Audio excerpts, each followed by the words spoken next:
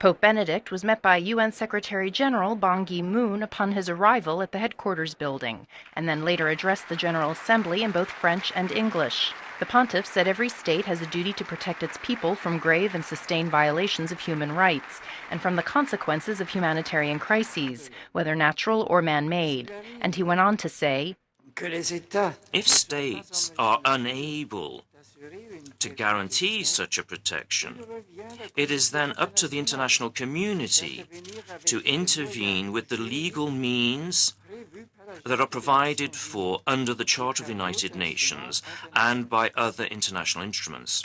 The Pope said if international action respects those principles, it should not be interpreted as an unwarranted imposition or a limitation of sovereignty. On the contrary, it is indifference or non-intervention which cause the real harm.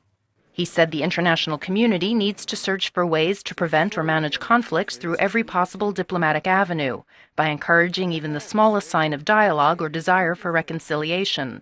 The pontiff also spoke about the right to religious freedom. It should never be necessary to deny God in order to enjoy one's rights.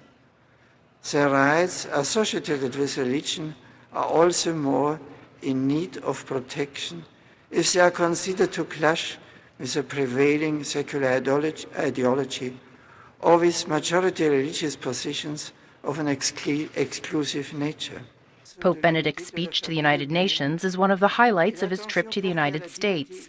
While in New York, he is scheduled to hold an outdoor mass at Yankee Stadium and visit the site of the former World Trade Center, destroyed by al-Qaeda terrorists on September 11, 2001. Margaret Besheer, VOA News, the United Nations.